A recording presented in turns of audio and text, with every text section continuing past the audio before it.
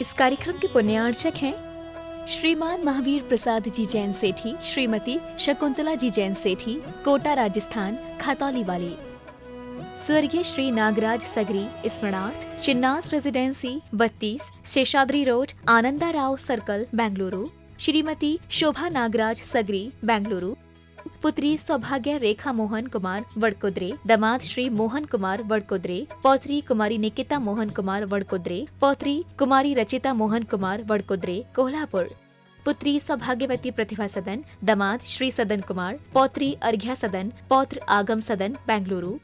पौत्री सौभाग्यवती सची देवी रवि कड़बी, दामाद श्री रवि कड़बी, पौत्र माहिन रवि कड़बी, पौत्री मनस्वी रवि कड़बी, बेंगलुरु। Shri Dinesh Sarvesh Akhilesh Patni, AUM Capital, Kolkata. श्रीमती चंदा कोठारी के 75वें जन्मदिन के उपलक्ष्य में श्री केवल चंद कोठारी की ओर से श्री केवल चंद कोठारी, श्रीमती चंदा कोठारी, पुत्र एवं पुत्रवधू श्री राजू, श्रीमती नीलू कोठारी, भाद्रवधू, भतीजा एवं वधू, भांजा एवं वधू, नाती प्रांजल जैन, नाती नथ दामाद, पुत्री एवं दामाद,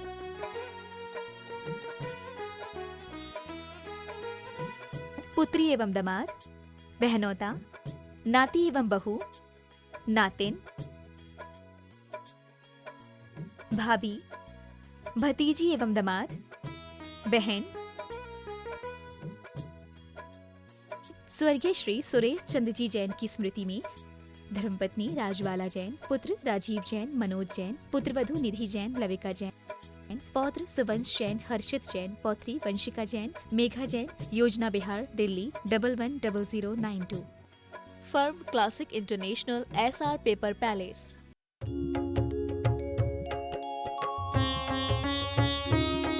शंका समाधान। बोलिए श्रवण संस्कृति उन्नायक, प्रातः स्मरणीय संत शिरोमणि परम पूज्य 108 आचार्य गुरुवर विद्यासागर जी महामुनिराज की जय जय जय। बोलिए गुणायतन प्रणीता, शंका समाधान प्रवर्तक, भावना योग प्रवर्तक, प्रखर वक्ता परम पूज्य 108 मुनिवर श्री प्रमाण सागर जी मुनिराज की जय जय जय। बोलिए परम पूज्य 108 मुनिवर श्री अरह सागर जी मुनिराज की जय जय जय। प्रिय बंधुओं, गुरु चरणों से गुणायतन शिखर जी की ओर बढ़ते गुरु चरण मध्य प्रदेश, उत्तर प्रदेश के सीमाओं से गुजरते हुए बिहार के सीमा में प्रवेश कर चुके हैं और बिहार की पावन भूमि पर गुरुदेव का मंगल में बिहार चल रहा है। और आज बिहार की सासाराम जिला अंतर्गत मोरसराय ग्राम के स्थित मध्य विद्यालय के प्रांगण में आज का दैनिक विश्राम है और यहीं से गुरुदेव का याद का संघ का समाधान कार्यक्रम आयोजित है। आज के इस संघ का समाधान के कार्यक्रम में यहाँ उपस्थित सभी स्थानीय बंधुओं का, सभी पदयात्रा में सम्मिलित होने वाले पदयात्री बंधुओं का और देश और विदेश के विभिन्न स्थानों से गुरु चरणों के दर्शनार्थ पधारे श्रद्धालुओं का जो यहाँ उपस्थित हैं उन सबों का, तथा उन सभी दर्शकों, श्रोताओं और श्रद्धालुओं का जो आज यहाँ आयोजित संघ का समाधान कार्यक्रम का सीधा प्रसारण घर बैठे पारस चैनल, जिनवाणी चैनल एवं प्रमाणिक ऐप के माध्यम से देख सुन आनंद ले रहे हैं, उन सबों का मैं महापदयात्रा संघ की ओर से हार्दिक हार्दिक अभिनंदन करता हूँ। मैं आपको लिए चलूं संघ का समाधान की ओर। इसके पूर्व रोज की तरह हम लोग सभी मिलकर पूज्य गुरुदेव के चरण कमलों में त्रिबार नमोस्तु निवेदित करते हुए उनके मंगल में आशीर्वाद से अपने को अभिषिक्त करके साथ करेंगे। तो हाथ जोड़िए, मस्तक झुकाइए और बोलिए मेरे साथ, नमोस्तु गुरुदेव, नमोस्तु गुरुदेव, नमोस्तु गुरुदेव।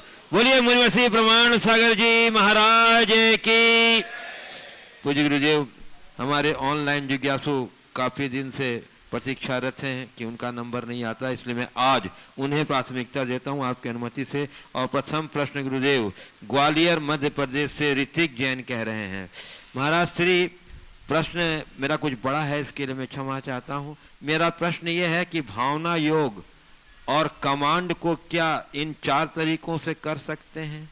पहला है जोर से बोलकर, दूसरा है मन में बोलकर, तीसरा है सुनकर और चौथा है पढ़कर।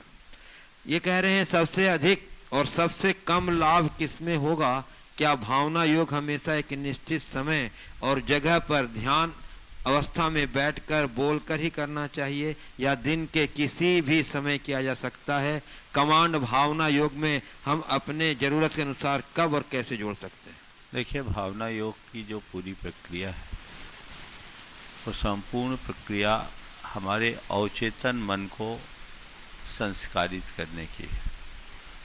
और जब हम कोई वाक्य बार बार दोहराते हैं, वैसा महसूस करते हैं, तो उसकी छाप हमारे अवचेतन मन पर पड़ती है और वही संस्कार कालांतर में हमारे चेतन मन के माध्यम से प्रकट होकर हमारी वृत्तियों और प्रवृत्तियों का नियंत्रण और संचालन करती है।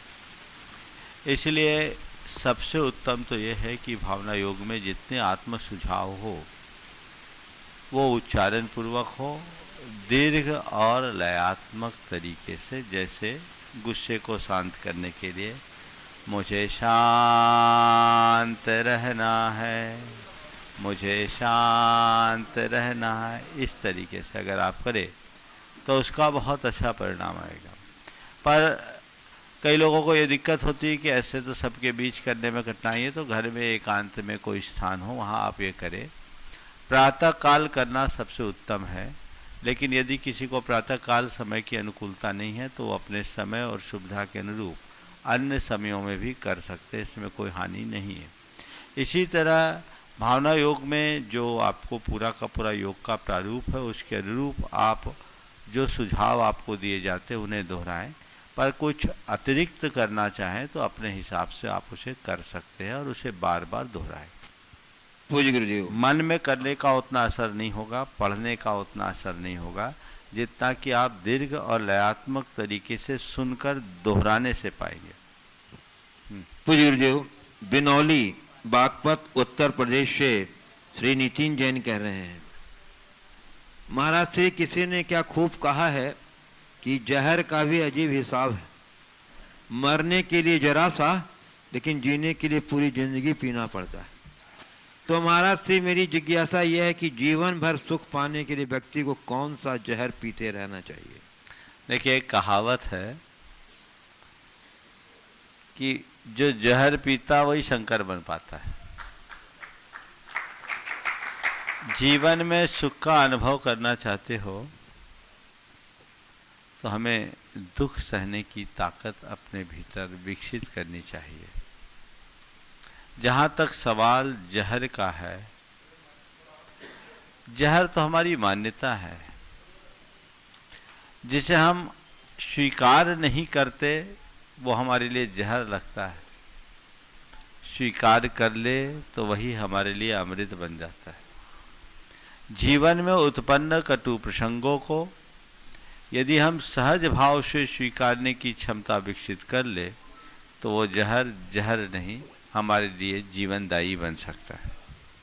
पूज्य गुरु जी, कटनी मध्य प्रदेश से सुरभि सतीश जैन पाटन परिवार कह रहे हैं कि गुरुदेव, परिवर्तन से डरना और संघर्ष से घबराना मनुष्य की सबसे बड़ी दुर्बलता है। तो परिवर्तन और संघर्ष की घड़ी में डर या घबराहट से कैसे बचें, कृपया समझाएं। परिवर्तन से डरना और संघर्ष से घबराना मनुष्य की दुर्बलता है, और ये दुर्बलता उनके ही अंदर होती है जो परिवर्तन को स्वीकार नहीं कर पाते और संघर्ष के लिए तैयार नहीं होते। परिवर्तन के लिए हमें सतत स्वीकार करना चाहिए, सहज स्वीकार करना चाहिए, क्योंकि परिवर्तन प्रकृति का स्वभाव है। और वो परिवर्तन हो, मानसिक रूप से हम अगर अपने जीवन के परिवर्तन को स्वीकार करें तो कुछ भी नहीं होता। जैसे आप देखिए, अपने जीवन को देखिए, अपने शरीर को देखिए, बचपन से लेकर यौवन, प्रौढ़ावस्था और वृद्धावस्था तक हमने अपने शरीर में कितने परिवर्तन महसूस किए, लेकिन इस परिवर्तन से हमें कोई घबराहट नहीं। हर व्यक्ति की जो जो वय बनती है, बढ़ती है, बड़ा परिवर्तन होता है, लेकिन वो परिवर्तन हमें सहज स्वीकार है, इसलिए उससे उस बात को लेकर किसी प्रकार का डर नहीं, चिंता नहीं, ये परिवर्तन क्यों है। तो जिसे हम सहज रूप से स्वीकार कर ले वो परिवर्तन हमें स्वीकार्य हो जाता है। प्रकृति के परिवर्तन को भी हम सहज भाव से स्वीकार कर लेते हैं। इसलिए यदि जीवन में किसी प्रकार का परिवर्तन घटित हो तो उसे सहज संयोग मानकर हमें स्वीकार करना चाहिए। और जहाँ तक संघर्ष की बात है, संघर्ष से वे घबराते हैं जो संघर्ष के लिए तैयार नहीं होते। आप पहले से तैयार हो जाए। जो मनुष्य पहले से संघर्ष के लिए तैयार होता है उसके लिए संघर्ष में भी हर्ष होता है। जीवन में बहुत सारे ऐसे काम होते हैं जिसके लिए मनुष्य को बहुत जूझना पड़ता है, संघर्ष करना पड़ता है और उसके बदौलत वो आगे बढ़ कर के निकलता है। तो यदि हम वैसी स्थिति अपने जीवन में घटित कर ले तो वो हमारे जीवन की एक बड़ी उपलब्धि बनेगी। पूज्य गुरुदेव, जयपुर राजस्थान से मिहिका गोदिका कह रही हैं। गुरुदेव कहते हैं कि हमें अपने कमजोरियों को अपनी ताकत बनाना चाहिए। तो महाराज श्री हम अपनी कमजोरियों को अपनी ताकत कैसे बनाएं, कृपया समझाएं। बहुत अच्छा सवाल है। कमजोरी को अपनी ताकत कैसे बनाएं? यदि मनुष्य के अंदर आत्मविश्वास है, काम करने की प्रबल लगन है, निष्ठा है, भावना और तत्परता है, तो कमजोरी को भी ताकत में परिवर्तित किया जा सकता है। मैं आपको बताऊं, हमारे साथ एक महाराज थे। कमजोरी ताकत में कैसे बदलती वो मैं आपको बता रहा हूं। वो महाराज को बहुत कुछ ज्ञान नहीं था, ज्यादा पढ़े लिखे भी नहीं थे और लगता था जैसे ये कुछ कर नहीं पाएंगे। गुरुदेव उन दिनों हम लोगों को व्याकरण पढ़ा रहे थे, भाषा संस्कृत पढ़ा रहे थे और व्याकरण बहुत टफ है। और वो संस्कृत पढ़ने की बड़ी प्रगाढ़ रुचि रखते थे। संस्कृत पढ़ना यानी एक प्रकार से लोहे का चना चबाना है, पर वे उसके लिए तैयार थे। हमारे साथ के और जो साधु थे वो सोचते थे ये क्या पढ़ पाएंगे, इनको तो कुछ आता ही नहीं। लेकिन उन्होंने ठान लिया मुझे संस्कृत पढ़ना है, मुझे संस्कृत पढ़ना और पढ़ना नहीं, संस्कृत पर अधिकार पाना है। और वो स्लेट में बार बार सूत्रों की व्याख्या विवेचना सिद्धि करते रहते, रटते रहते रटते रहते रटते रहते। नतीजा ये निकला कि उन्होंने उसमें पूर्ण निपुणता प्राप्त कर ली। और वो जिस व्यक्ति के लिए हम लोग सोचते थे कि ये संस्कृत क्या पढ़ेंगे, उन्होंने जैनेन्द्र महावृत्ति की टीका लिख दी। ये कमजोरी ताकत बनती है। तो ये चीजें हो सकती है यदि हमारे अंदर वैसी अंतर्दृष्टि विकसित हो। पूज्य गुरुदेव, श्रीमती डाली मालगुजार कटनी से पूछ रही हैं, सहनशीलता और धैर्य में क्या अंतर है? जीवन में इसकी क्या सीमा होनी चाहिए? क्योंकि मुझे ऐसा प्रतीत होता है कि सहनशीलता और धैर्य एक सीमा के बाद मनुष्य की कमजोरी बन जाती है। सहनशीलता और धैर्य में क्या अंतर? सबसे पहले तो दोनों में अंतर है। सहनशीलता चीजों को सहना और धैर्य प्रतिक्रिया रहित होकर सहना। लोग सहते हैं पर कहते भी रहते हैं। सहनशील है, सहनशील व्यक्ति कहीं कहीं से कुछ न कुछ प्रतिक्रियाएं भी देता रहता है, करता रहता है। लेकिन धैर्यशील व्यक्ति कोई प्रतिक्रिया नहीं करेगा, चुपचाप गंभीरता से बैठेगा। मैं आपको एक घटना बताता हूँ। गुरुदेव कुंडलपुर में विराजमान थे। कुंडलपुर में महामहोत्सव हो रहा था, सन 2001 की बात है। मंच में लंबे कार्यक्रम होते थे, 1-1 लाख 1.5 लाख लोगों की सभाएं थी। और अक्सर देखते थे जो संचालक लोग हैं वो बहुत टाइम खाते थे। 2-2 घंटे तक उनके कुछ न कुछ चलते। 2-2.5 घंटे के बाद गुरुदेव के पास माइक आता। अब वहाँ कुछ बोला तो जा नहीं सकता था, लेकिन हम लोग चुपचाप सुनते हुए देखते हुए भी आपस में प्रतिक्रियाएं कर लेते थे। कि देखो ये लोग कितना समय खराब कर रहे हैं, इनको ऐसा नहीं करना चाहिए, उनको वैसा नहीं करना चाहिए, यहाँ टाइम बचाना चाहिए, ये इतना बड़ा मंच है, ये चीज़ हम लोग साधु जन आपस में चर्चा कर लेते हैं। और आचार्य महाराज चुपचाप सारी बातें सुनते थे, उनकी ओर से कोई प्रतिक्रिया नहीं। उनका जब नंबर आता तभी वो अपनी बात कहना शुरू करते हैं। एक दिन मैंने पूछा, गुरुदेव गजब की स्थिति देखने में आती है, हम लोग तो इस बीच 20 बार प्रतिक्रिया कर लेते हैं और आप चुपचाप बैठे रहते हो। उन्होंने जो जवाब दिया वो उनके अगाध धैर्य का परिचायक और क्षमता का परिचायक। उन्होंने कहा, मैं इसी को अपनी सामायिक मानता हूँ, जानता हूँ और देखता हूँ, क्षमता से बैठा रहता हूँ। ठीक है, सोचता हूँ जब मेरा नंबर आएगा तो मैं अपनी बात करूँगा। तो ये है धैर्य। और हम लोग सह रहे थे, कह नहीं पा रहे थे सार्वजनिक रूप से, लेकिन अंदर ही अंदर उथल पुथल चल रहा था। धैर्यशील व्यक्ति सहनशील होगा, लेकिन सहनशील व्यक्ति के अंदर अधीरता न हो ऐसा कहा नहीं जा सकता। इसलिए सहनशीलता और धैर्य में होने वाले इस मौलिक अंतर को हमें समझना चाहिए। दूसरी बात, आपने पूछा है सहनशीलता और धैर्य की सीमा क्या है, क्या ये कमजोरी नहीं कहलाएगी? जो यथार्थ धैर्यवान व्यक्ति है और जिसके अंदर आंतरिक सहनशीलता है, उसे ये उसकी कमजोरी नहीं, ताकत ही बनती दिखाई पड़ती है, उसे कभी कमजोरी जैसी नहीं लगती। पूज्य गुरुदेव, नागौद जिला सतना से स्पर्श जैन कह रहे हैं, गुरुदेव बड़े दिनों बाद मन में शंका होती है, मैं आपसे करना चाहता हूं। मेरा प्रश्न यह है कि फेमस कैसे हुआ जाए? आजकल हर एक व्यक्ति फेमस होना चाहता है, अब चाहे वह स्कूल में हो या दुनिया के सामने हो या फिर गुरु की नजरों में हो। तो महाराज से हम किन सूत्रों को ध्यान में रखकर फेमस हो सकते हैं? बहुत अच्छी बात है। फेमस होने की चक्कर में लोग कई बार बड़ा गड़बड़ कर देते। किस्सा सुनाता हूँ। हमारे कोर्स में एक कहानी थी, अखबार में नाम। जब हम स्कूल में पढ़ते थे तब की बात है। उसमें गुरुदास नाम का एक लड़का था, वो स्कूल में पढ़ता था पर बहुत साधारण लड़का था। अंग्रेजी में स्पेलिंग सही नहीं होती थी, गणित में आंसर कभी नहीं आता था और इतिहास में ईस्वी हमेशा भूल जाता था। जैसे तैसे पढ़ रहा था। एक दिन ड्रिल के पीरियड में एक बच्चा बेहोश होकर गिर गया। पूरे स्कूल में सनसनी फैल गई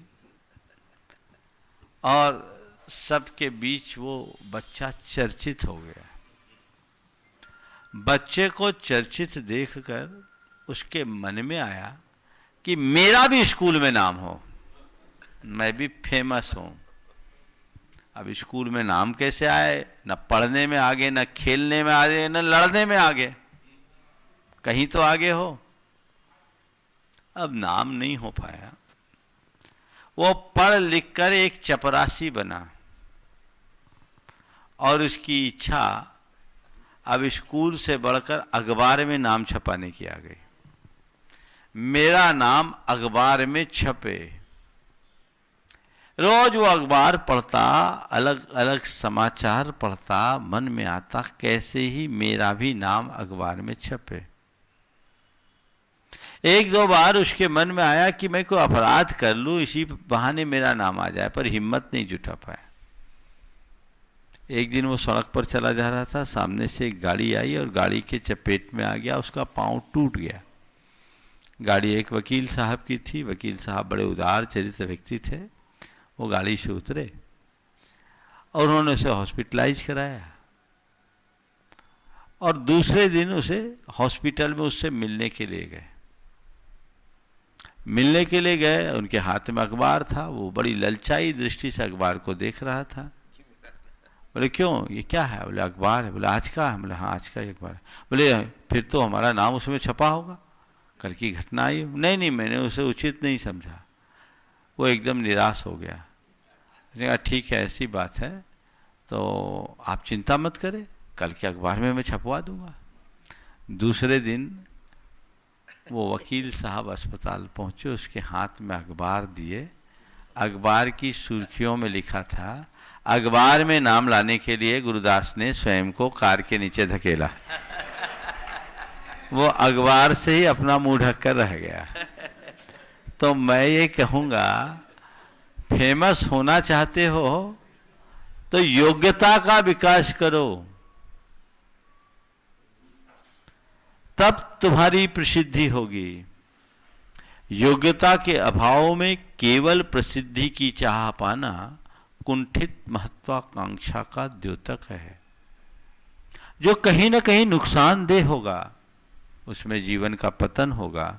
इसलिए हमें ऐसी प्रवृत्तियों से अपने आप को बचाकर सहज सक्रिय होकर अपना जीवन जीना चाहिए। मैं ऑनलाइन जिज्ञासा को यहाँ पर विराम देता हुआ जो यहाँ उपस्थित श्रद्धालु जन है उन्हें आमंत्रित करता हूँ, और प्रथम प्रश्न के लिए मैं आमंत्रित कर रहा हूँ श्री राजेश जैन, जो डेहरी ऑन सोन से पधारे हैं। राजेश जैन, और उसके बाद तैयार रहेंगी श्रीमती सलोनी जैन, रफीगंज। नमस्ते महाराज से, नमस्ते नमस्ते नमस्ते महाराज से। मेरा प्रश्न ये है, व्यवहारिक जीवन और पारमार्थिक जीवन में व्यवहारिक संयम का स्वरूप एक सा है या भिन्न भिन्न? वर्तमान परिवेश में क्या संयम हमारे प्रगति को अवरुद्ध नहीं करता है? कृपया समाधान बताएं। देखिए, व्यवहारिक जीवन हो या पारमार्थिक जीवन, संयम तो सब जगह उपयोगी है, और संयम हमारे जीवन के विकास का आधार है। मैं आपसे एक सवाल करता हूँ, आप घर से यहाँ तक आए, गाड़ी से आए होंगे? जी महाराज से। आँख मूंद के आए कि आँख खोल के आए? आँख खोल के आए महाराज से। गाड़ी संयत भाव से चलाएं कि असंयम से? संयम से चलाए। अगर संयम खो देते तो तो कुछ भी हो सकता था महाराज। यहाँ नहीं आ पाते, जी महाराज, कहीं और पहुँच जाते। तो क्यों नहीं, संयम हमारे जीवन के विकास में सहायक है, बाधक नहीं। ये मानसिकता बदलना चाहिए। संयम वह प्रक्रिया है जो हमें हमारे जीवन को सही दिशा में आगे बढ़ने की प्रेरणा देता है। आपने नदी को देखा? जी गुरुदेव। नदी अपने उद्गम से निकल करके दोनों तटों के मध्य बंध कर निश्चित दिशा और नियंत्रित वेग में बहती है, तब कहीं जाकर सागर में समा पाती है।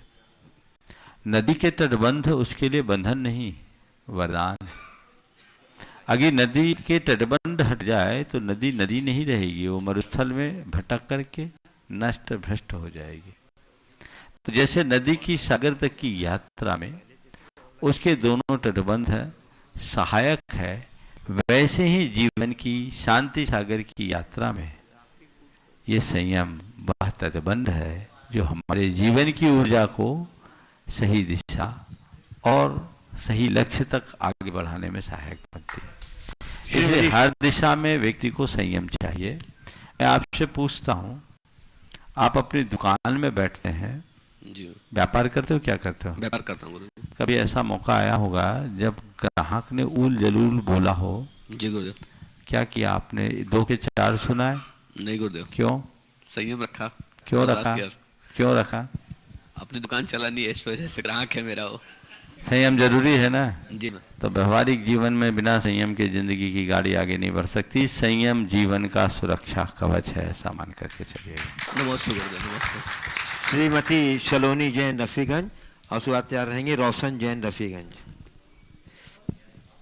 नमोस्तु गुरुदेव, नमोस्तु गुरुदेव, नमोस्तु गुरुदेव। अहंकार का भाव न रखूं, नहीं किसी पर क्रोध करूं, देख दूसरों की बढ़ती को कभी न ईर्ष्या भाव धरूं। गुरुदेव, नहीं चाहते हुए भी दूसरों को बढ़ते हुए देखकर मेरे मन में कुछ ईर्ष्या का भाव आ जाता है। क्या ये ऐसा भाव न आए, उसके लिए हमें क्या करना चाहिए? क्या यही ईर्ष्या हमें आगे बढ़ने के लिए प्रेरित नहीं करती है क्या? देखिए, ईर्ष्या कभी भी आगे बढ़ने के लिए प्रेरित नहीं करती। ईर्ष्या तो हमारे मार्ग को अवरुद्ध करती है।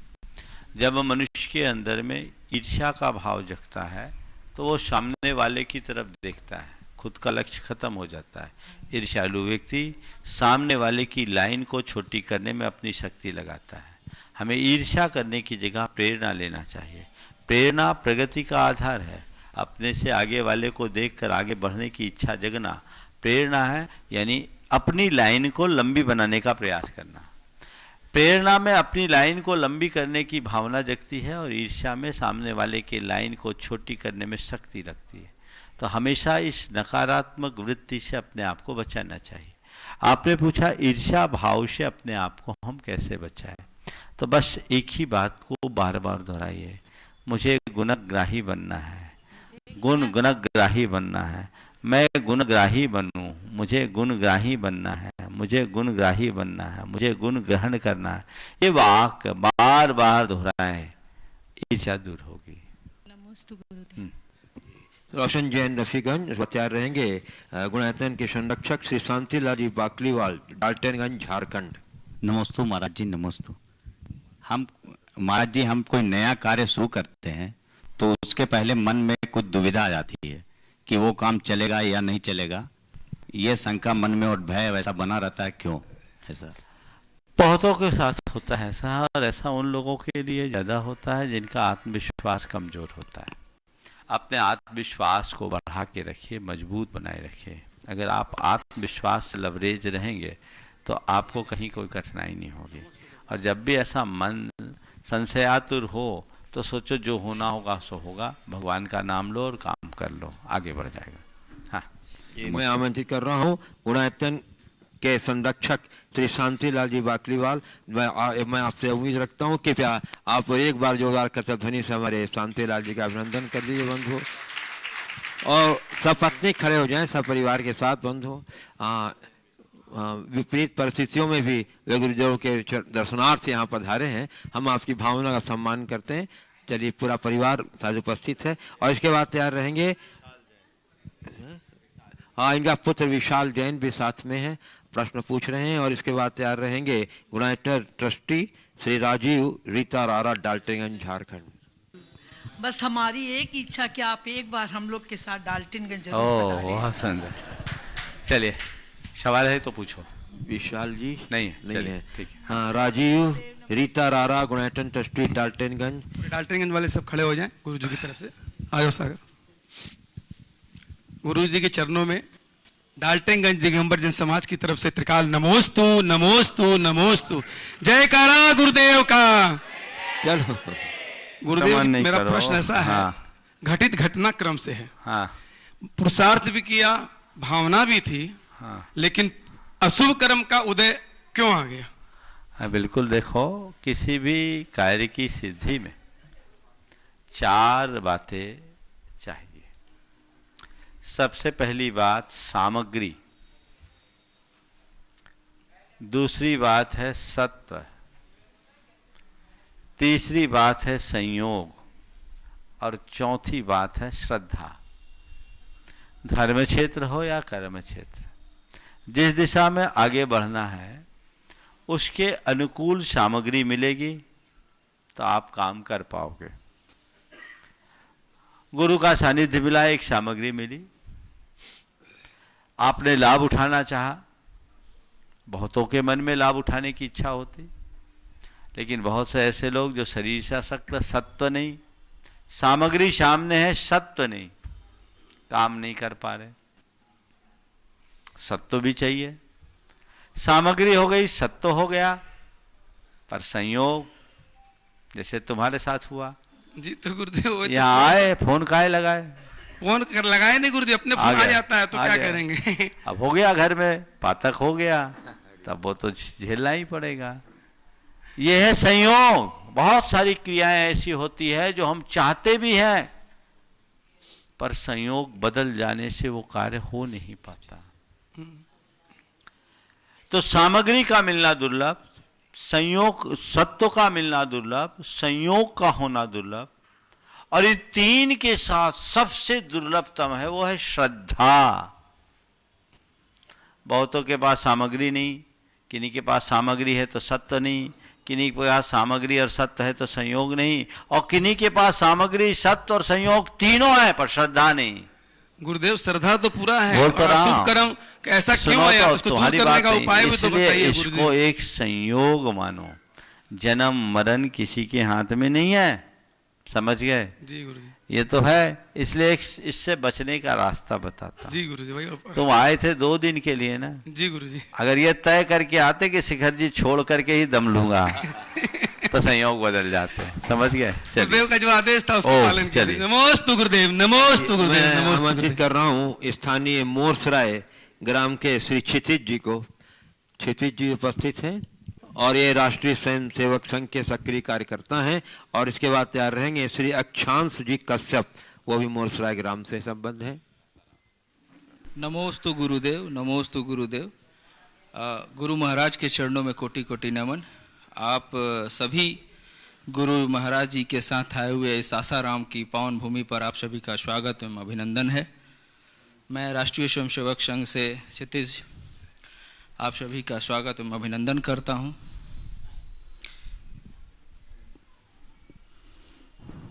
जैन धर्म भारत की श्रमण परंपरा से निकला प्राचीन धर्म और दर्शन है।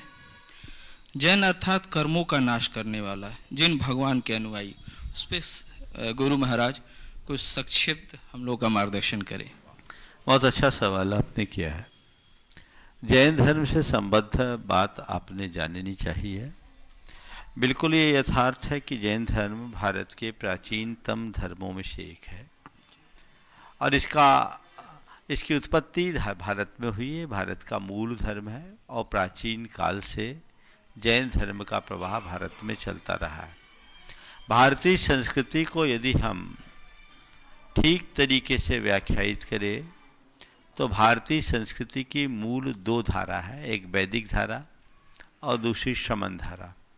वैदिक धारा के अंतर्गत समस्त वैदिक परंपराएं पल्लवित हुई और शमन धारा का प्रतिनिधित्व जैनों और बौद्धों ने किया।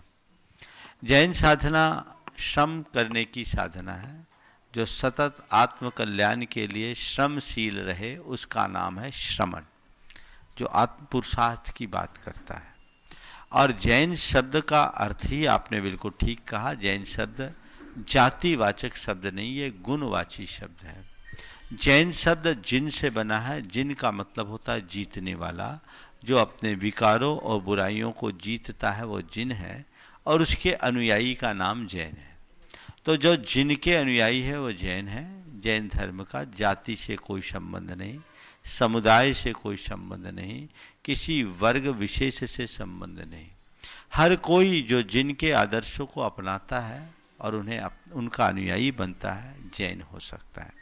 जैन धर्म की इस गुण ग्राहकता का अनुमान आप केवल इससे लगा सकते हैं कि जैनियों का जो मूल मंत्र है, जिसे नमोकार महामंत्र के रूप में जाना जाता है और उसमें 5 परमेष्टियों की आराधना की जाती है, उस मूल महामंत्र में किसी भी देवता या ईश्वर का स्मरण नहीं है। नमो अरिहंतानम, नमो सिद्धानम, नमो आयरियानम, नमो वज्रायानम, नमो लोये सब शाहुनम, इन 5 पदों के द्वारा अरहंतों को नमस्कार, सिद्धों को नमस्कार, आचार्यों को नमस्कार, उपाध्यायों को नमस्कार और लोक के सर्व साधुओं को नमस्कार।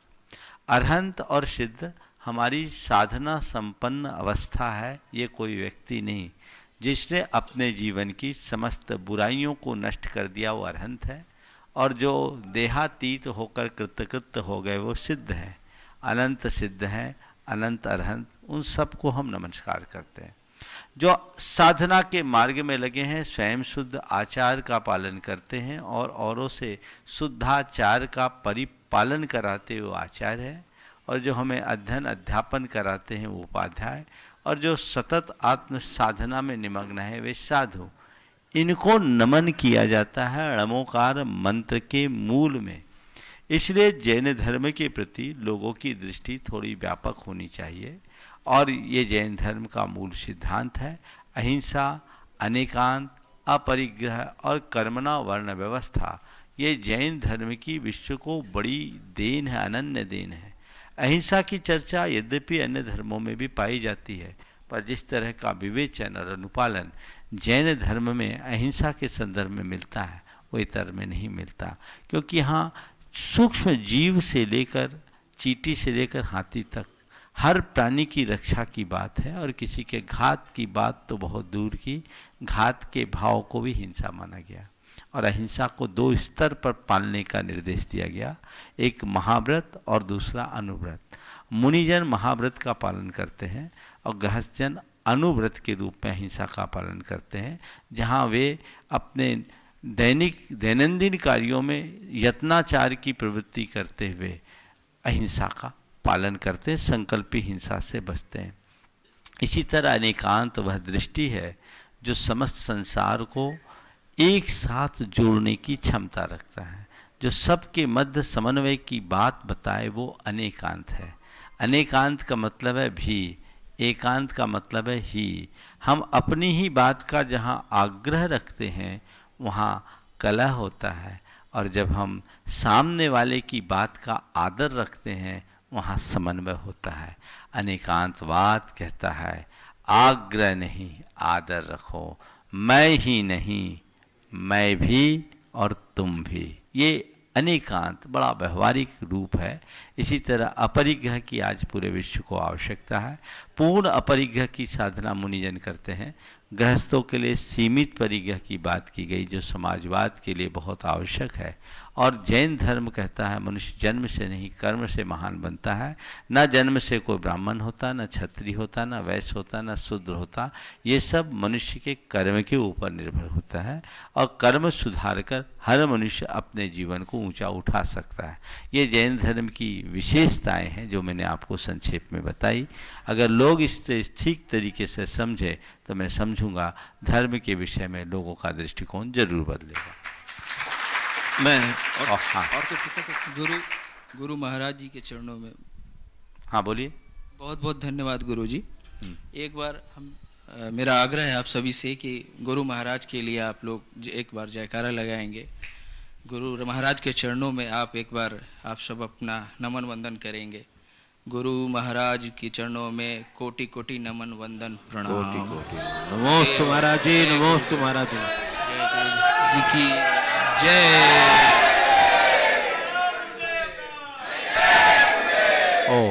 बहुत बहुत धन्यवाद। चलिए इसी क्रम में मैं आमंत्रित कर रहा हूँ राष्ट्रीय स्वयं सेवक संघ की ओर से अक्षांश जी कश्यप, जो मोरसराय सासाराम से संबंध है, और उसके बाद तैयार रहेंगे श्री अंकुश कुमार जी।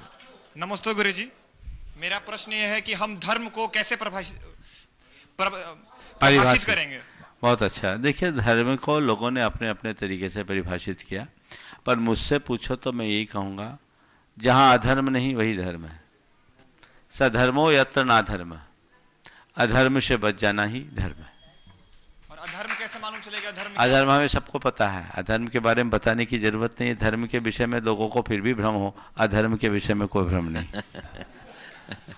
से अंकुश कुमार जी जो भी आरएसएस से जुड़े हैं और नमस्ते सासाराम से। मेरी परेशानी ये है बाबा कि जैसे में कि मेरा मन एक जगह नहीं रहता है। हाँ। और बहुत विचलित रहता है मन मेरा। क्या करें, किसका मन एक जगह रहता है? मन का स्वभाव ही है वो एक जगह न रहे, मन भागता रहता है, इसीलिए उसका नाम समाधान। बिल्कुल, बहुत सही बात कही। देखिए, मैं आपसे कह रहा हूँ जी, मन को अभ्यास से स्थिर किया जा सकता है। जी जी। आप थोड़ी साधना करें जी, थोड़ा ध्यान करने का अभ्यास करें जी, और जो अपना लक्ष्य है उसकी धुन जगाए जी, और हमेशा अपने सामने अपने लक्ष्य को रखकर चलना शुरू करें। मुझे अपना लक्ष्य प्राप्त करना, अपना लक्ष्य प्राप्त करना, वो धुन सामने होगी तो चित्त आपका इधर उधर बटने से बचे। नमस्ते बाबा। बंधुओं, आज मिर्जापुर उत्तर प्रदेश से गुणायतन के शिरोमणि संरक्षक परिवार से श्री विकास जी और उनकी धर्मपत्नी आशिका जी पधारे हैं और उनके साथ में उनके सुपुत्र आदित्य भी पधारे हैं। और मैं बताना चाहता हूं कि विकास आशिका जी का आज उनकी शादी की वर्षगांठ है और एक बार जोरदार अभिनंदन कर दीजिए। और बंधुओं, धन्यवाद धन्यवाद। और इन्होंने एक बड़ी अच्छी पहल की है। आज वो यहाँ के दिव्यांग बच्चों के लिए, विद्यालय के जो पढ़ने वाले दिव्यांग बच्चे हैं उनके लिए वस्त्र, पेंसिल, पेन और रबड़ प्रत्येक बच्चे को भेंट। हाँ, और दिव्यांग बच्चों को पेन पेंसिल सबको दे रहे हैं। दिव्यांग बच्चों को पोशाक दिया है, उनको ड्रेस दिया है उनके लिए, और बाकी सभी बच्चों को, विद्यालय सभी बच्चों को पेन, पेंसिल और रबड़ दिया है। हम इनकी उदारता का बहुत सम्मान करते हैं। और इसी साथ इन्होंने जीव दया के लिए, दयोदय महासंघ के लिए 21,000 रुपये की राशि भी प्रदान की है। जोरदार करतरमधन कर दीजिए। और मैं आमंत्रित कर रहा हूँ कि अपनी जिज्ञासा प्रस्तुत करें। नमोस्तु गुरुवर, नमोस्तु गुरुवर। गुरुवर, आज हमको 19 वर्ष बीत चुके हैं शादी को, और आज सबसे अच्छा हमें आनंद का दिन, खुशी का दिन लग रहा है कि आपके सानिध्य, आपका आशीर्वाद पाकर हमें बहुत अच्छा लग रहा है। मैं सबसे बस यही कहूँगा अपने परिवार वालों से, दोस्तों से और जो भी समाज के लोग हैं कि जिसकी भी शादी सालगिरह हो, आपके सानिध्य में आपका दर्शन पाकर ही वो ऐसा करें कि सभी लोगों को ये आशीर्वाद मिले। और बहुत ही अच्छा अनुभव लग रहा है गुरुदेव। बस हमें ऐसा ही आशीर्वाद दें कि मैं हमेशा शादी सालगिरह ही मनाऊं। सवाल है? आशीर्वाद, चलिए बैठ जाए। मैं आमंत्रित कर रहा हूँ कटनी के श्री अरहंत बिट्टू जी को, जो पूरे पद यात्रा में बहुत सक्रियता से योगदान दे रहे हैं। कटनी से लेकर अभी तक घर का तो मुख्य पता नहीं, देखते भी कि नहीं देखते पता नहीं है, लगातार इस लगे हुए हैं। इस पिता पुत्र दोनों आपका समर्पण, एक बार जोरदार अभिनंदन कर दिए तालियों की बात बंद होने का। और इसके बाद तैयार रहेंगे जबलपुर से पधारे हमारे श्री सुबोध जी संघी। गुरुवर के चरणों में त्रिबार नमोस्तु नमोस्तु नमोस्तु। गुरुदेव, कुछ तो लोग कहेंगे, लोगों का काम है कहना। जब हमारे अनुकूल बातें नहीं होती तो मानव स्वभाव के अनुसार गुस्सा आता है। ऐसे समय में हमें क्या करना चाहिए जिससे हमारा मन शांत रहे? देखिए, लोगों का काम कहना, हमारा काम अपना करना है। लोग कहें सो कहें, हमें अपना काम करना है। और उस समय ठीक वैसी ही दृष्टि रखनी चाहिए जैसे आप गाड़ी चलाते समय रखते हैं। जब आप गाड़ी चलाते हैं तो पीछे धुआं भी उड़ता है, धूल भी उड़ती है, लेकिन आपका ध्यान गाड़ी की गति पे होता है, न कि पीछे उड़ने वाली धूल और धुएं की तरफ। इसी तरह हर मनुष्य को लक्ष्योन्मुखी होकर जीना चाहिए। उनका पूरा ध्यान अपने लक्ष्य की तरफ होना चाहिए। लोग प्रतिक्रिया का कैसा धुआं उड़ा रहे हैं उधर न देखो, तभी आप सफल हो पाए। नमोस्तु गुरुदेव। श्री सुबोध संघी जबलपुर, और उसके बाद तैयार रहेंगे श्री शैलेश आदिनाथ जबलपुर। नमोस्तु गुरुदेव। हम लोग जीवन में जबलपुर ये सब गुरुदेव की प्रेरणा से जो गठित राष्ट्रीय युवा दिगंबर जैन राष्ट्रीय दिगंबर जैन युवा महासंघ के सभी सक्रिय सदस्य यहाँ आए हैं गुरुदेव के चरणों में। एक बार अभिनंदन कर दीजिए हमारे इन युवकाओं का। नमोस्तु गुरुदेव। नमोस्तु गुरुदेव। हाँ बोलो। नमोस्तु गुरुदेव। हम लोग जीवन में इतनी चीजों का उपयोग करते हैं जो प्राकृतिक से है, ने हमें बनाई है। हम प्रकृति को कैसे वापस करें? बिल्कुल ठीक है। जिन चीज़ों को हम प्रकृति प्रदत्त, जिन चीज़ों का उपभोग हम करते हैं, प्रकृति को वापस हम भले न कर पाए, पर इतना करें कि उनके निमित्त से विकृति न करें। प्रकृति में हमेशा सृजन बना रहता है, बशर्ते कोई प्रकृति के साथ छेड़खानी न करे, प्रकृति का संहार न करे। अगर मनुष्य मात्र प्रकृति से प्राप्त संसाधनों का उपभोग करते हुए प्रकृति के संरक्षण भर का प्रयत्न करने लगे तो हमारी सारी समस्याएं ठीक होगी। और न केवल प्रकृति के उपहारों को हम पाएंगे, अपितु आने वाली पीढ़ियों के लिए भी सुरक्षित रख पाएंगे। इसलिए लोगों को चाहिए पानी को, पेड़ों को सुरक्षित रखे, धरती को सुरक्षित रखने का प्रयास करे, हवा के प्रदूषण से भी बचे और बचाए, जितना बने प्राकृतिक जीवन जीने का अभ्यास बने। नमस्ते गुरु। श्री शैलेश आदिनाथ, और उसके बाद तैयार रहेंगे श्री मनीष मंगलम। नमस्ते गुरुवर। गुरुवर, जब हम कोई कार्य करते हैं और उससे जब हम स्वयं संतुष्ट होते हैं तो उसे अपनी सफलता मान लेते हैं, और जब असंतुष्ट होते हैं तो उससे अपनी विफलता मानते हैं। तो क्या सफलता या विफलता का यही मापदंड होता है? देखिए, सफलता और विफलता का मानदंड मन की संतुष्टि और असंतुष्टि नहीं है। सफलता और असफलता का मतलब है निर्धारित लक्ष्य को प्राप्त कर लेना सफलता है और उसे हासिल न कर पाना विफलता है। मनुष्य अनेक लक्ष्यों को लेकर के चलता है और जब वह अपने निर्धारित लक्ष्य को प्राप्त कर लेता है तो सफलीभूत मानता है, और उसे प्राप्त करने में कहीं पिछड़ जाए तो अपने आप को विफल मानना शुरू कर देता है। इस तरह से सफलता और विफलता का एक क्रम चलता रहता है। पर मनुष्य के साथ सबसे बड़ी विडंबना ये है कि उसके लक्ष्य रोज बदलते रहते हैं, तो सफल होने के बाद वो फिसल जाता है।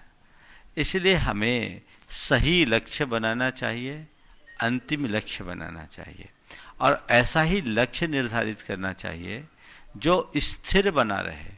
हमने कोई लक्ष्य बनाया, जैसे एक व्यक्ति ने लक्ष्य बनाया कि मुझे करोड़पति बनना है।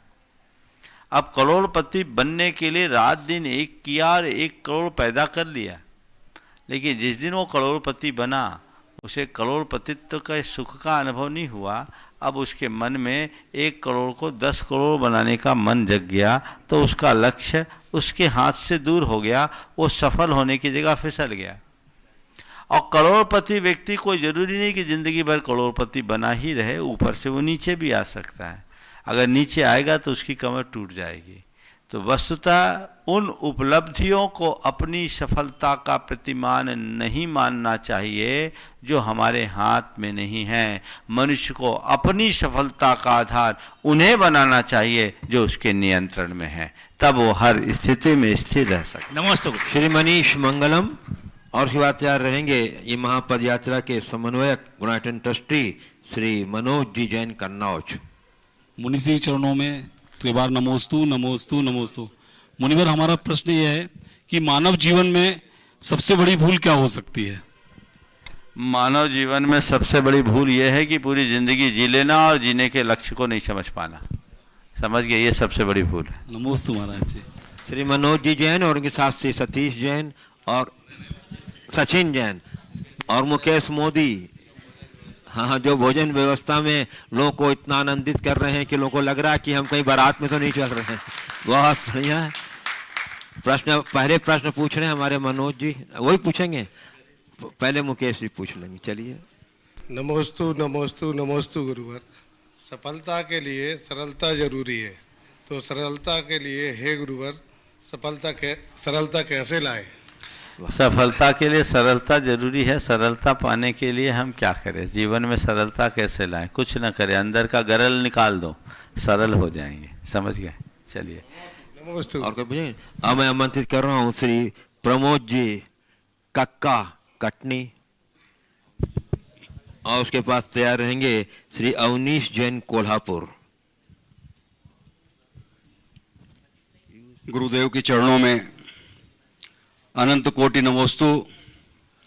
हे गुरुदेव, ये ऐसा समोशरण है कि जगह बड़ी हो तो फैल जाता है और जगह छोटी हो तो फैले हुए लोग भी उस समोशरण में समा जाते हैं।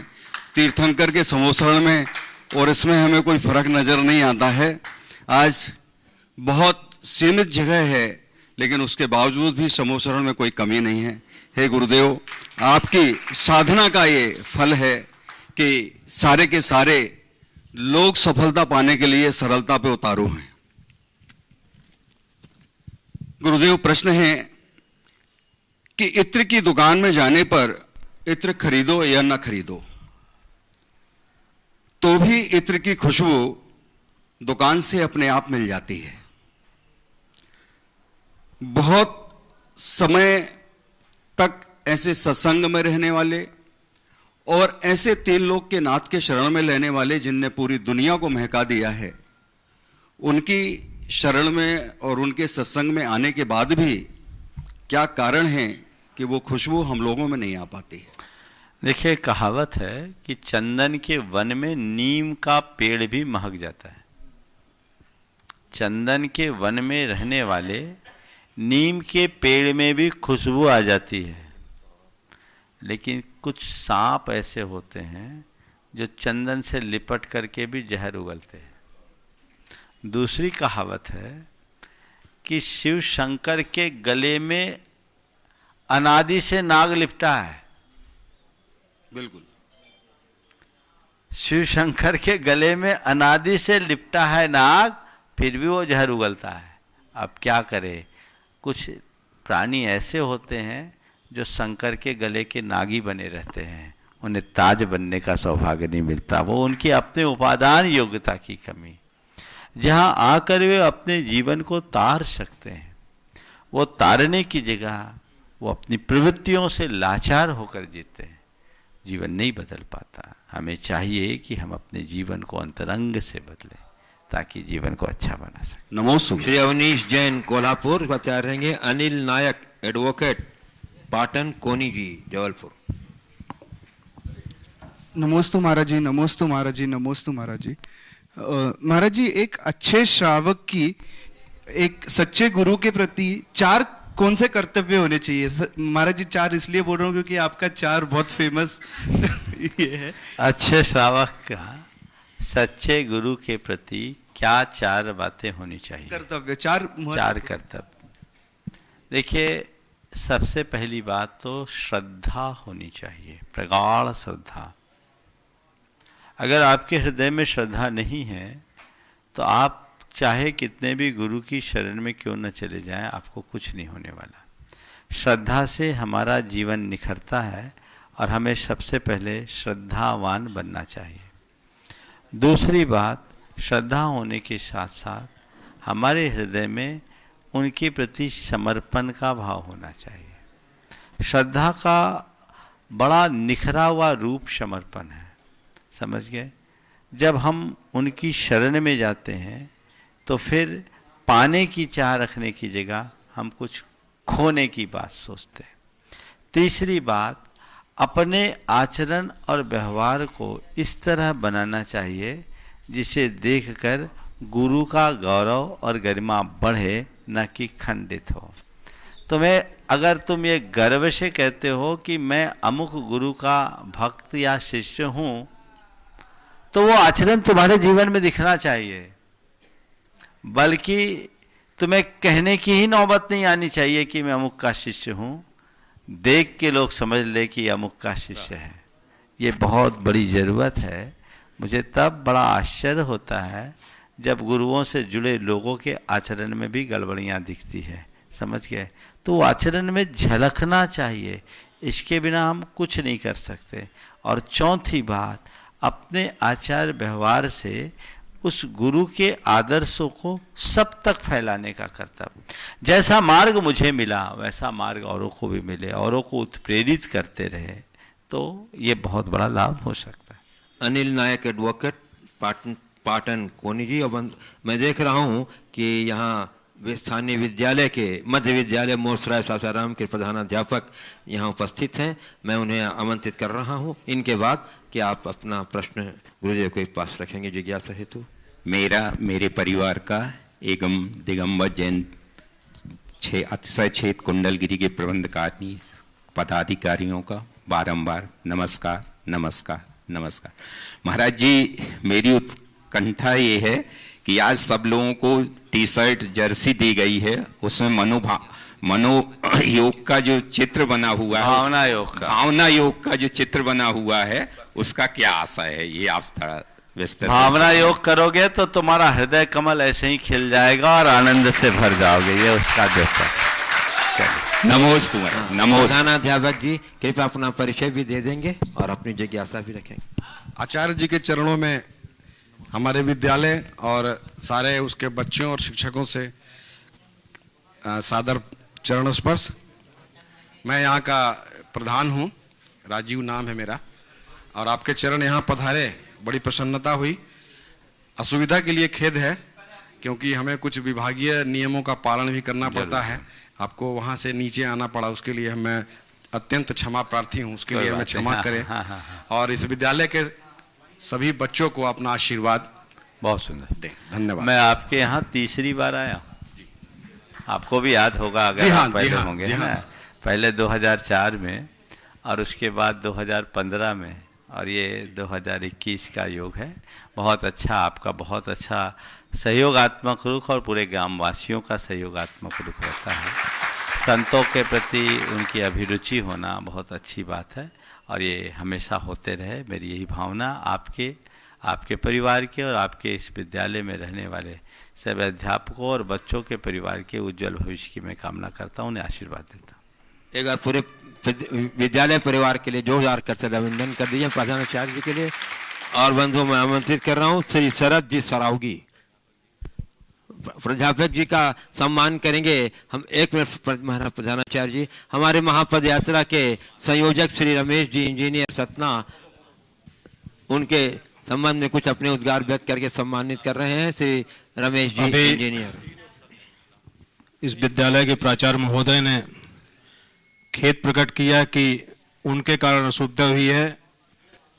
मैं बड़ी विनयपूर्वक आपसे क्षमा याचना करता हूं कि आपके कारण कहीं कोई त्रुटि नहीं हुई है। हमारे कोई अति उत्साही कार्यकर्ता थे जिन्होंने जो सुविधाएं दी गई थी उनसे कुछ अधिक सुविधाएं हासिल की। निश्चित रूप से जब विद्यालय चलता है तो विद्यालय पहले चलना चाहिए। हमारा भी ऐसा सोचना है कि विद्यालय के किसी भी शिक्षण काल में रुकावट उत्पन्न नहीं होना चाहिए, बाधा उत्पन्न नहीं चाहिए, ऐसा हमारा प्रयास होता है। फिर भी विद्यालय को थोड़ी सी असुविधा हुई है, लेकिन उसके बाद भी आपने जो सहयोग प्रदान किया, आपके पूरे प्रबंधन ने जो सहयोग प्रदान किया, उसके लिए मैं महापद यात्रा संघ की तरफ से बहुत बहुत आभार व्यक्त करता हूं और अपेक्षा रखता हूं कि भविष्य में भी आपसे इसी प्रकार का सहयोग हम सभी को प्रदान होता रहेगा। मैं आमंत्रित कर रहा हूं प्रधानाचार्य जी को कि गुरुदेव परम पूज्य गुरुवर के चरणों में आशीर्वाद निवेदन करूंगा कि आप परम पूज्य गुरुवर के चरणों में जाएं और आशीर्वाद ग्रहण करें। और ये बात तैयार रहेंगे श्री शरद जी सराव की कटनी।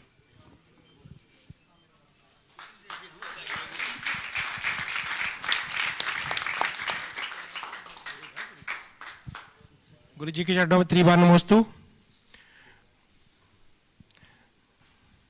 गुरु जी के चरणों में त्रिबार नमोस्तु। गुरु जी, व्यवहारिक ज्ञान में ऐसा देखा गया है कि कोई व्यक्ति किसी अन्य व्यक्ति की अनेकों बार मदद करता है, परंतु कालांतर में चलकर मदद पाने वाले व्यक्ति ही मदद करने वाले व्यक्ति को नुकसान पहुंचाने की चेष्टा करता है। तो हमारा उसके प्रति कैसा व्यवहार रहना चाहिए, कृपया मार्गदर्शन। देखिए, ऐसे व्यक्ति के प्रति हमारे मन में नकारात्मकता नहीं होना चाहिए, सकारात्मक रहना चाहिए। ये सोचना चाहिए कि हमने कभी उससे मदद लेकर के हमने एहसान फरामोशी की होगी, आज हिसाब बराबर हो गया, उसको लेकर किसी प्रकार का क्षोभ मन में नहीं आना चाहिए। श्री दीपेंद्र जैन सतनाम और श्री इंजीनियर रमेश जी जो संयोजक है पूरे पदयात्रा महासंघ के, शीघ्रता से।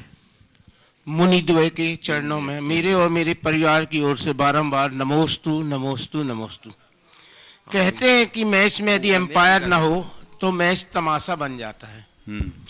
वैसे यदि गुरु के बिना यदि हमारा जीवन तमाशा बन जाता है, पर गुरु जी पूरे जीवन तो हम आपके साथ रहना संभव नहीं है, तो हम क्या करें कि हमारा जीवन तमाशा ना बने और हम आपके हर पल हृदय में रहें। बिल्कुल, गुरु के हृदय में रहो या ना रहो, गुरु को हृदय में बसा लो, हर पल सानिध्य मिलेगा और जिंदगी का रूप बदल जाएगा। इंजीनियर में एक बार कल का कार्यक्रम बता दीजिए, दोनों चीजें, और श्रीमती मीनी जी प्रश्न करेंगी। पूज्य मुनिश्री संघ का समाधान के पश्चात यहाँ से विहार करेंगे और मुनिश्री का रात्रिकालीन जो विश्राम होगा महर्षि अजनेश आश्रम ताराचंडी में होगा, जो यहाँ से लगभग 9.5 किलोमीटर की दूरी पर है। कल पूज्य मुनिवर सुबह 6:15 बजे पुनः विहार करके उच्चतर माध्यमिक विद्यालय भेड़िया सोरा माई की कुटिया में, जो लगभग वहाँ से 10.5 किलोमीटर की दूरी पर है, वहाँ पर मुनिश्री की आहारचर्या संपन्न होगी और वहीं पर संघ का समाधान का कार्यक्रम 2:30 बजे से प्रारंभ होगा। बोलिए श्रीमती मीनी जी प्रश्न रखेंगी। मुनिराज के चरणों में नमोस्तु नमोस्तु नमोस्तु। मुनि महाराज श्री, जब बालक छोटा होता है मेले में परिवार का हाथ पकड़कर चलता है, वह महिला उसे मनोरंजन लगता है। जब उस बालक का हाथ परिवार से छूट जाता है वही मेला उसे नीरस और डरावना लगता है। जब वही बालक बड़ा हो जाता है लेकिन परिवार का हाथ छोड़ देता है, ये समय के अनुसार स्वाभाविक परिवर्तन हो सकता है। महाराज श्री, तो प्रश्न मेरा यह है कि स्वाभाविक परिवर्तन की सीमा रेखा का निर्धारण क्या होना चाहिए? बहुत अच्छी बात आपने की है। बच्चा अगर छोटा होता है मेला में अपने घर के बड़ों का हाथ पकड़ कर चलता है और छूटने के बाद उसे मेला नीरस लगता है, लेकिन आगे चल करके जब वो हाथ छोड़ देता है तो उसे इस तरह का कोई एहसास नहीं होता। आपने पूछा क्या है स्वाभाविक परिवर्तन है, मैं इसे परिवर्तन नहीं समझता, ये युग की विकृति समझता हूँ। बचपन में बच्चे का हाथ छूटता है, बड़े होकर वह हाथ छोड़ता है, और हाथ ही नहीं छोड़ता, मेरी समझ में हाथ का छूटना उतना बुरा नहीं है, साथ छोड़ देना बहुत भयानक है, और ये परिवर्तन ही एक प्रकार की विकृति है जिससे हमें दूर रहना चाहिए। इस प्रकार आज के सत्र को परम पूज्य गुरुदेव के चरणों में नमन अर्पित करते हुए यहीं पर विराम। बोलिए परम पूज्य आचार्य गुरुवाश्री विद्यासागर जी। बोलिए परम पूज्य प्रमाण सागर जी महाराज की, मुनिवर सागर जी महाराज की।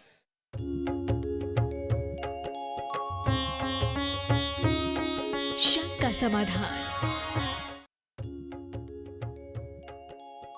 इस कार्यक्रम के पुण्यार्चक थे श्रीमान महावीर प्रसाद जी जैन सेठी, श्रीमती शकुंतला जी जैन सेठी, कोटा राजस्थान, खतौली वाली। स्वर्गीय श्री नागराज सगरी स्मरणार्थ, Chinnas residency 32, Seshadri road, Ananda Rao circle, Bengaluru. Shrimati Shobha Nagaraj Sagari, Bengaluru. पुत्री सौभाग्य रेखा मोहन कुमार वडकुद्रे, दामाद श्री मोहन कुमार वडकुद्रे, पौत्री कुमारी निकिता मोहन कुमार वडकुद्रे, पौत्री कुमारी रचिता मोहन कुमार वडकुद्रे, कोल्हापुर। पुत्री सौभाग्यवती प्रतिभा सदन, दामाद श्री सदन कुमार, पौत्री अर्घ्या सदन, पौत्र आगम सदन, बेंगलुरु। पौत्री सौभाग्यवती सची देवी रवि कड़वी, दामाद श्री रवि कड़वी, पौत्र माहिन रवि कड़वी, पौत्री मनस्वी रवि कड़वी, बेंगलुरु। Shri Dinesh Sarvesh Akhilesh Patni, AUM Capital, Kolkata. श्रीमती चंदा कोठारी के 75वें जन्मदिन के उपलक्ष्य में श्री केवल चंद कोठारी की ओर से श्री केवल चंद कोठारी, श्रीमती चंदा कोठारी, पुत्र एवं पुत्रवधू श्री राजू श्रीमती नीलू कोठारी, भाद्रवधू भतीजा एवं वधू, भांजा एवं वधू, नाती प्रांजल जैन, नाती नथ दमाद, पुत्री एवं दमाद,